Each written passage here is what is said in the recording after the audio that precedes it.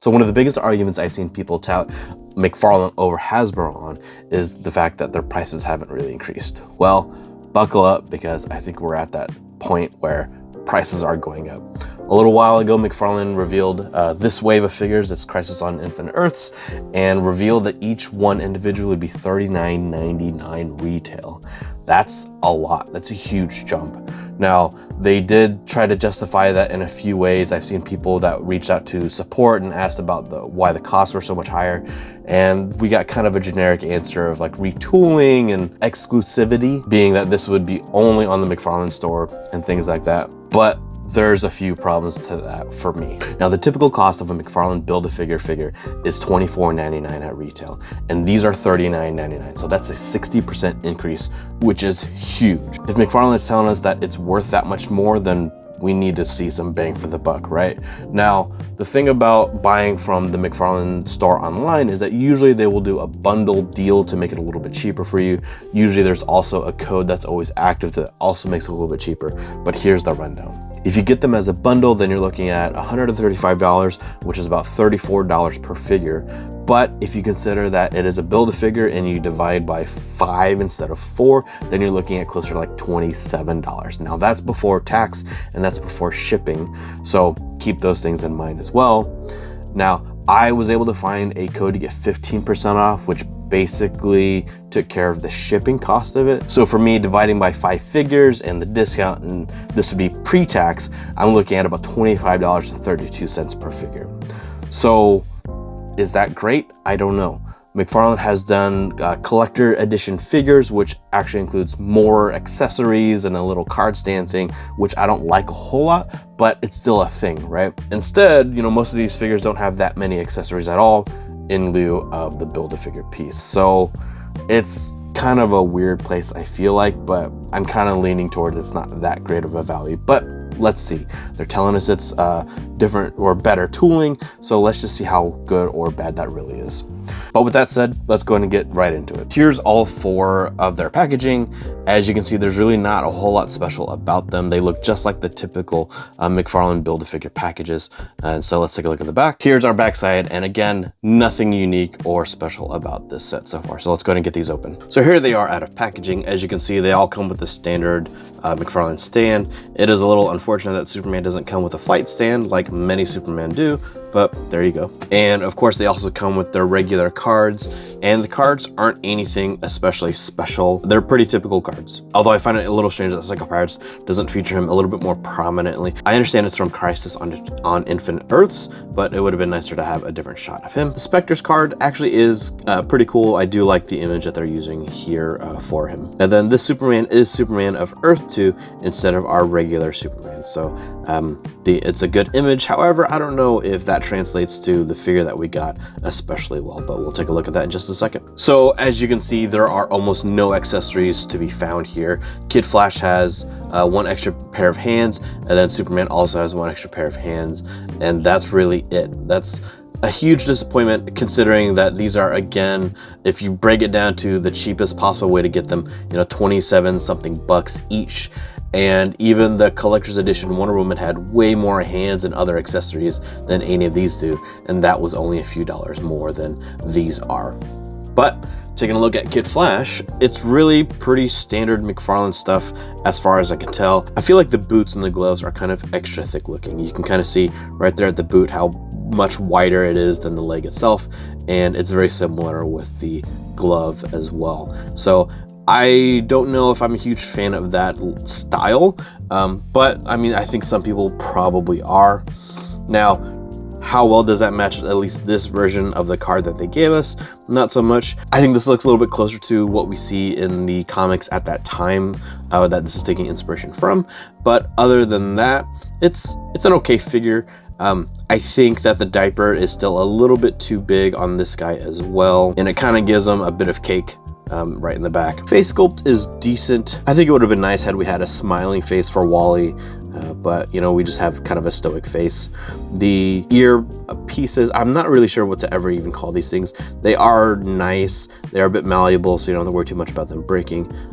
But yeah, so You know, as far as new tooling, I'm not really noticing much that makes this especially special in any kind of way.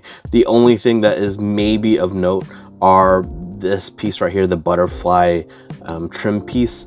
I've seen on a lot of other McFarlanes that these are far more loose, and this one seems a little bit, well, no, maybe not, never mind. That one is also kind of loose in there too. Well, there you go. I thought that was going to be, you know, the one redeeming thing on this thing, but maybe not. Let's take a look at Psycho Pirate. Psycho Pirate does appear to be some kind of reused body for sure. You can see a boot line right here where that was probably like a Superman boot of some sort. And then otherwise, you know, the paint looks pretty good for the most part. I think the paint on like the face could have been a little bit better. You can see that it's like kind of like nicked right there and kind of nicked right there too. But the faces on there look pretty good. I think I do like the gold paint on the mask. That's actually pretty nice looking. Other than that, again, this is not seeming to be an especially special release that is worth $40, let alone, you know, $27, $28. And now the Spectre. So at the time of this recording, the Spectre is sold out, and that's interesting. The other three are still readily available. But there you go. I also believe that there is a platinum version of the Spectre out there. I forget exactly which one that is. If I can find it, then I'll put it up on screen right now. Otherwise, the figure does look good. It is nice because this is our first version of the Spectre that we've gotten from McFarlane. And to be fair, that's also the first version of Psycho Pirate, as far as I know, from McFarlane as well. But I think more people are interested in the Spectre since it's sold out than they are of Psycho Pirate. But even though this is a good looking release, does that qualify for a, you know, $40 or $33 or $27 price tag? I'm not sure. One of the things I don't like is how the head doesn't move a whole lot. It's not easy to do because the hood doesn't really move a whole lot. So you can kind of get it left and right a bit. Not too bad. It's not easy to make him move up at all.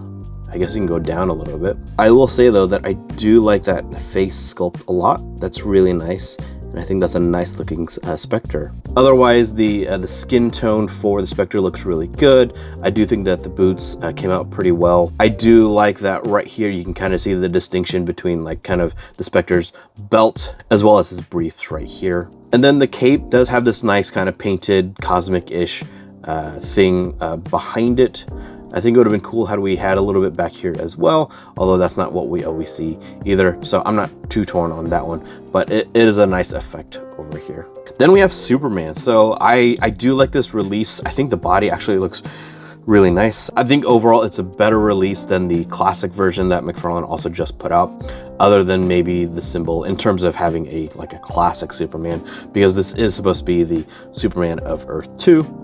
Now, the head sculpt is okay. It's not bad looking. It's just not kind of the Superman that I would want to have. And I also don't think that it matches Superman of Earth 2 very well either. Other than that, I think the design of the belt is really nice. I think the hands, while they are a little bit big, they aren't nearly as oversized looking as they are on the classic Superman. And what's really nice about this is the cape. So this is a wired cloth cape. So I really hope McFarlane starts doing a lot more of these. Now, this is a giant S, which again is at least specific to this character, because Superman usually either doesn't have it at all or just has a smaller version of that on the back. I do wish the cape was bigger. I do wish it was kind of a full-size, like half-circle cape, but this is what we're getting. But at least the wire inside is actually nice and stiff, so that will hold pretty well in the position that you want to get it in. As far as like how it sits in there, I think it sits in there really well too. It doesn't seem to be like just glued in. It seems to be like kind of press fit in between the pieces, which I really like. Hopefully we see more of that with McFarlane in the future. Overall, I think that this release would actually make a great Superman if you swapped out the head with a different one. And finally, the monitor. This is what the whole set was about. So again, unfortunately, no accessories, not even alternate hands, which is really a huge bummer, but there you go. The sculpt appears to be pretty unique. I don't think I've seen this before on another McFarlane figure, but who knows if we might see this again in the future. You can see that you're definitely going to get some articulation obstruction because of his shield thing up here, just a little bit. nothing too crazy. The skirt thing doesn't obstruct too much if you're gonna do, you know, that kind of stuff. Otherwise, it's a good looking design. I don't like the cape too much in terms of its pliability. The texture of it is nice, but I wish it could move just a little bit more. Otherwise, the details do look good, and that face is actually pretty spot on. I think the paint apps are really well done on there, between like the blue and the beard, and you know, the bits on the face that create kind of some of the shadow effects. The eyes look really well done, and then the hair thing or whatever that is on top also looks pretty good. Now the question is it $40 good, or $27 good, or $33 good, or however you want to try to justify the pricing? Honestly, I don't think any one of these figures individually are worth that kind of $27 or even my price of $25 good. I think they're close, but I think without a lot more accessories, the figures just don't justify the price. I am a little bit disappointed in that. I hope that this is not a taste of what's to come in the future, but I guess we'll see. If you want more McFarlane reviews, then check them out right here.